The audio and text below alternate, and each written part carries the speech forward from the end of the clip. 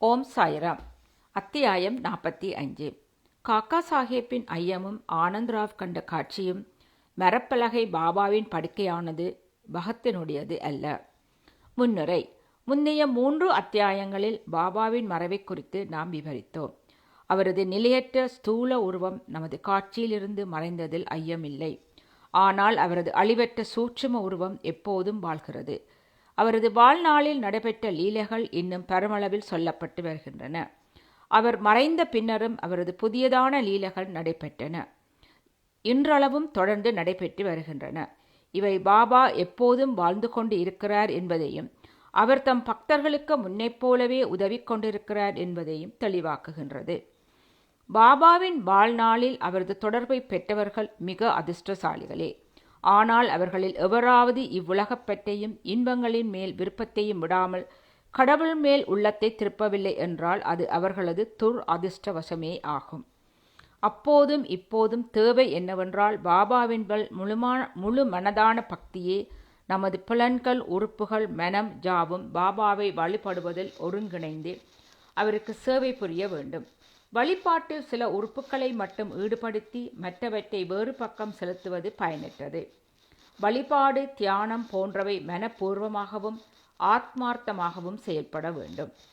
கற்புரு மாதர் தம் கணவரிடம் கொண்டிருக்கும் அன்பு சீடன் குருவிடம் கொண்டிருக்கும் அன்புடன் சில சமயம் ஒப்பிடப்படுகின்றது. எனினும் முன்னது குரு பக்தியை விட மிக தாழ்வானபடியால் இரண்டையும் ஒப்பிட இயலாது. தந்தையோ தாயோ சகோதரனோ அல்லது வேறு எந்த உறவினரோ நம் வாழ்க்கையின் லட்சியத்தை அடைய ஆத்ம உணர்வு பெற உதவித்து வரமாட்டார்கள். நாமே திட்டமிட்டு கொண்டு ஆன்ம உணர்வு பெறும் பாதையில் வழிநடத்த வேண்டும். உண்மைக்கும் மாயைக்கும் இடையில் பேதம் கண்டு இக பர இன்பங்களையும் பொருட்களையும் துறந்து புலன்களையும் மனதையும் அடக்கி முக்தியை அடைவதில் மட்டுமே விருப்பமுள்ளவர்களாக இருக்க வேண்டும். மற்றவர்களை சார்ந்திருப்பதற்கு பதிலாக நம்மிடமே நமக்கு பூரண நம்பிக்கை வேண்டும். பேதங்கள் உணர பயிற்சி செய்ய தொடங்கும் போது உலகம் ஒரு மாயை என்றும் நிலையற்றது என்றும் அறிந்து கொள்வதில் உலக ஆசைகள் மீதான பற்று குறைந்து முடிவில் பற்றற்ற நிலையை பெறுகின்றோம். பிரம்மம் என்பது நமது குருவை தவிர வேறல்ல என்றும் அவரே முழு நிச்சய நிலையில் நாம் காணும் அண்ட சராசரங்களிலும் வியாபித்து ஆட்கொண்டிருப்பதையும் உணர்ந்து அவரை எல்லா உயிர்களிடத்தும் கண்டு வணங்கத் தொடங்குகின்றோம். இதுவே கூட்டு பிரார்த்தனை அல்லது வழிபாடு ஆகும். இவ்விதம் குருவாகிய பிரம்மத்தை மனமுருகி வழிபடும் போது நாம் அவர்களுடன் ஒன்றி ஆன்ம உணர்வை பெறுகின்றோம். சுருக்கமாக, குருவின் நாமத்தை எப்போதும் மனனம் செய்து கொண்டு இருப்பதும் அவரை தியானிப்பதும் எல்லா ஜீவராசிகளிலும் அவரை காண செய்து நம்மீது அழியாத பேரின்பத்தை சொரிக்கிறது. பின்வரும் கதை இதனை விளக்குகிறது. காக்கா சாஹேப்பின் ஐயமும் ஆனந்தராவ் கண்ட காட்சியும். ஏக்நாத்தின் நூல்களான ஸ்ரீமத் பாகவதம், பாபார்த்த ராமாயணம் இரண்டையும் காக்கா சாஹேப் தீட்சித்தை தினந்தோறும் வாசிக்கச் சொல்லி சாயிபாபா உத்தரவிட்டார் என்பதே நன்றாக தெரிந்த விஷயம். காக்கா சாஹேப் தீட்சித் பாபா உயிருடன் இருக்கும் போதும் அவர் மறைந்த பின்பும் இதனை பின்பற்றினார். பம்பாய் சௌபாத்தில் உள்ள காக்கா மகாஜனின் வீட்டில் ஒரு நாள் காலை காக்கா சாஹேப் தீக்ஷித் ஏக்நாத்தின் பாகவதத்தை வாசித்துக் கொண்டிருந்தார். ஷாமா என்று அழைக்கப்படும் மாதவ்ராவ் தேஷ்பாண்டேயும் காக்கா மகாஜினையும் புத்தகத்தின் 2வது அத்தியாயத்தில் 11ஆம் காண்டம் படிக்கப்பட்டதை கவனத்துடன் கேட்டனர். அதில் ரிஷப குடும்பத்தை சேர்ந்த 9 சித்தர்கள் அல்லது நாதர்கள் என்று அழைக்கப்பட்ட கவி, கரி, அந்தரிக்ஷா, பிரபுத்தா, பிப்லாயன், அவிர்ஹோத்ரர், திருமில், சமஸ், கரபாஜன் முதலியோர் பாகவத தர்மத்தை ஜனகராஜனுக்கு உபதேசித்தார்கள். ஜனகர் 9 நாதர்களையும் மிக மிக முக்கியமான கேள்விகளை கேட்டார். அதற்கு அவர்கள் ஒவ்வொருவரும் திருப்திகரமான முறையில் பதிலளித்தார்கள். முதல்வரான கவி பாகவத தர்மம் என்றால் என்ன என்று விவரித்தார். ஹரி பக்தனின் குணநலங்களை விளக்கினார். மாயை என்றால் என்ன என்பதை அந்தரிக்ஷா விளக்கினார். மாயையை எவ்வாறு கடற்பதென்பதை பிரபு தத்தா விளக்கினார். பரப்பிரமம் என்பதை பிப்லாயன் விவரித்தார். கர்மத்தை பற்றி அவிர்கோத்ரா விளக்கினார். திருமில் கடவுள் அவதாரங்களையும் அவர் செயல்களையும் விளக்கினார். மரணத்திற்கு பின் பக்தன் இல்லாதவன் எங்கனும் கூலி கொடுக்கப்படுகிறான் என்பதை சமஸ் கூறினார். வெவ்வேறு யுகங்களில் வெவ்வேறு விதமான கடவுள் வழிபாட்டை பற்றி கரபாஜன் விளக்கினார். கலி யுகத்தில் ஹரி அல்லது குருவின் பாதங்களை நினைவூட்டிக் கொள்வதே விடுதலைக்கு ஒரே வழி என்பதே எல்லா விளக்கங்களின் கருத்துமாகும். வியாக்கியானம் முடிவடைந்த பின்னர் மாதவ் ராவிடம் மற்றவர்களிடமும் காக்கா சாஹேப் மனம் சோர்ந்த குரலில் கூறினார்.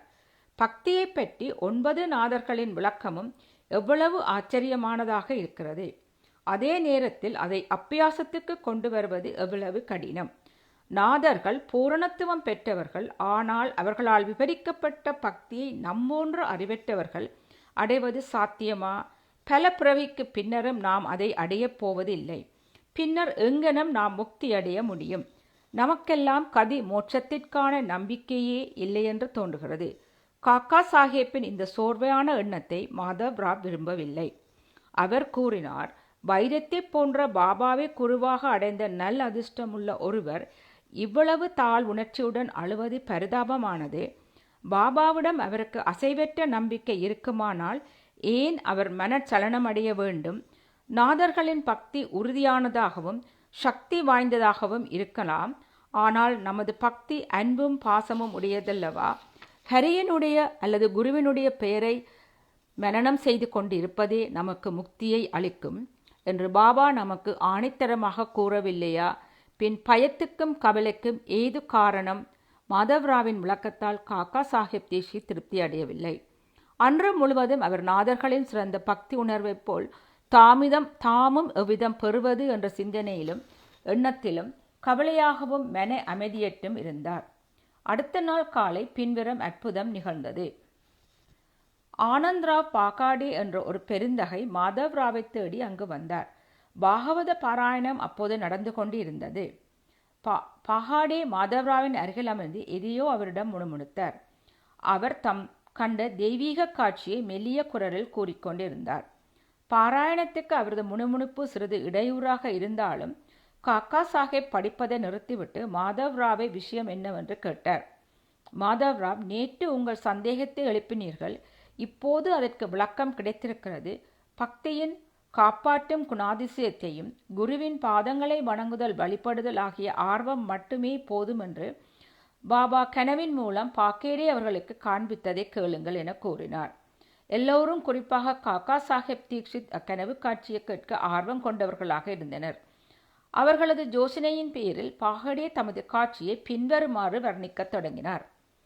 ஆழமான கடலில் இடுப்பளவு நீரில் நான் நின்று கொண்டிருந்தேன். திடீரென அங்கு சாயிபாபாவை கண்டேன். அவர் தம் பாதங்கள் நீரில் பட வைரங்கள் பதிக்கப்பட்ட அழகிய சிம்மாசனத்தில் அமர்ந்து கொண்டிருந்தார். பாபாவின் ரூபத்தால் நான் மிக மிக மகிழ்வு கொண்டு திருப்தி அடைந்தேன். கனவு என்று நினைக்க முடியாத அளவுக்கு தத்ரூபமாக அக்காட்சி இருந்தது. மிகுதியான ஆர்வத்துடன் மாதவ்ராவ் அங்கு நின்று கொண்டிருந்தார். அவர் உணர்ச்சி வசப்பட்டு ஆனந்தராவ் பாபாவின் பாதத்தில் விழு என்றார். நானும் அங்கனமே செய்ய விரும்புகின்றேன். ஆனால் அவர் தம் பாதங்கள் தண்ணீரில் இருக்கின்றன. எங்கனம் எனது சிரசை அவற்றின் மேல் வைக்க முடியும்? நான் இயலாதவனாக இருக்கிறேன் என்று நான் கூறினேன்.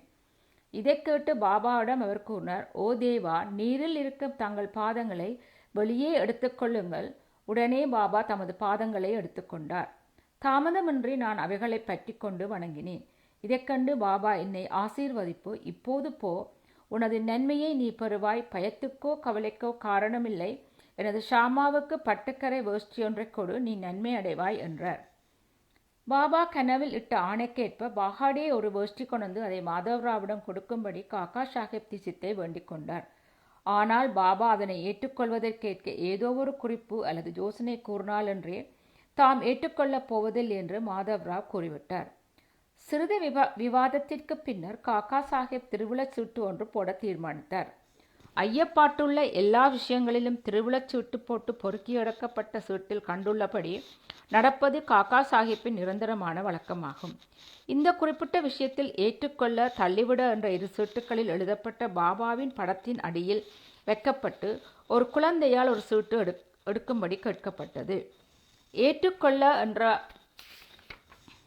சீட்டே குழந்தையால் எடுக்கப்பட்டு வேஷ்டியும் மாதவ்ராவிடம் கொடுக்கப்பட்டு அவரால் ஏற்றுக்கொள்ளப்பட்டது. இவ்விஷயமாக ஆனந்தராவ் மாதவராவ் இருவரும் திருப்தி அடைந்தனர். காக்கா சாஹேப்பின் பிரச்சனையும் தீர்ந்தது. மற்ற ஞானிகளின் மொழிகளுக்கு மரியாதை கொடுக்க இக்கதை நம்மை ஊக்குவிக்கின்றது. அதே சமயம் நமது அன்னையிடம், அதாவது குருவிடம் முழு நம்பிக்கை கொண்டு அவரது அறிவுரையின்படி நடக்கவும் கூறுகிறது. ஏனெனில் அவர் வேறு எவரையும் விட சிறப்பாக நமது நலத்தை அறிகிறார். பின்வரும் பாபாவின் மொழிகளை உங்கள் உள்ளத்தில் ஆழ பதித்துக் கொள்ளுங்கள். இவ்வுலகில் எண்ணற்ற ஞானிகள் இருக்கிறார்கள். ஆனால் நமது தந்தையோ உண்மையான தந்தை, நிஜமான குரு ஆவார். மற்றவர்கள் பல நல்ல விஷயங்களை கூறலாம், ஆனால் நமது குருவின் மொழியை மறக்கவே கூடாது. சுருக்கமான உங்கள் குருவை முழு மனதுடன் நேசியுங்கள். அவரிடமே பரிபூர்ண சரணாகதி அடையுங்கள். பய பக்தியுடனும் அவர் முன் சாஷ்டாங்கமாக வணங்குங்கள். பின்னர் ஆதவனுக்கு முன் இருள் இல்லாதிருப்பதைப் போல் உங்கள் முன் நீங்கள் கடக்க வேண்டிய உலக வாழ்வெனும் கடல் இல்லாததை காண்பீர்கள்.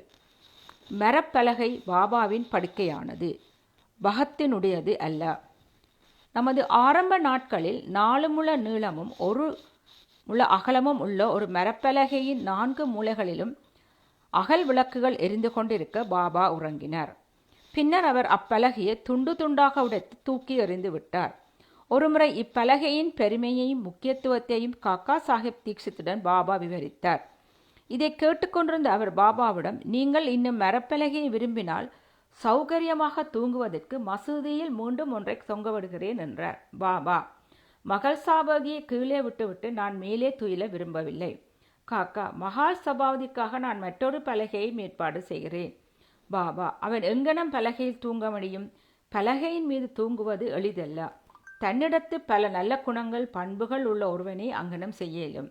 தனது கண்கள் அகல விழித்திருக்கும் நிலையில் தூங்கக்கூடியவனே அது தூங்க முடியும். நான் தூங்கப் போகும் முன் மகால் சபாவதியை என் அருகில் அமர சொல்லி எனது நெஞ்சின் மீது கை வைத்து நாமஸ் மரணம் கேட்கிறதா என கவனிக்கும்படியும் தூங்கிவிட்டால் எழுப்பும்படியும் அவனை கேட்கிறேன். இதை கூட அவனால் செய்ய இயலுவதில்லை. தூக்க மயக்கத்தில் தலையை ஆட்ட ஆரம்பிக்கிறான். எனது நெஞ்சில் அவனது கை ஒரு கல்லைப் போல் கனப்பதை உணர்ந்து நான் ஓ பகத் என்று கூறும்போது அவன் அசைந்து கண்விழிக்கிறான். தரையின் மீதே சரியாக அமர முடியாமலும் தூங்க முடியாமலும் தடுமாறுபவனும், தனது ஆசனம் நிலை உறுதியாக இல்லாதவனும், தூக்கத்துக்கு அடிமையானவனுமான அவன் உயரத்தில் உள்ள பலகையில் எவ்விதம் தூங்க இயலும்? மற்ற அநேக முறைகளில் அடியார்கள் மேல் கொண்ட அன்பினால் எது நம்முடையதோ, நன்மையோ தீமையோ அது நம்மிடம் இருக்கிறது. எது மற்றவனுடையதோ அது அவனிடம் இருக்கிறது என்று பாபா கூறினார். ஸ்ரீ சாயை பணிக. அனைவருக்கும் சாந்தி நிலவட்டும்.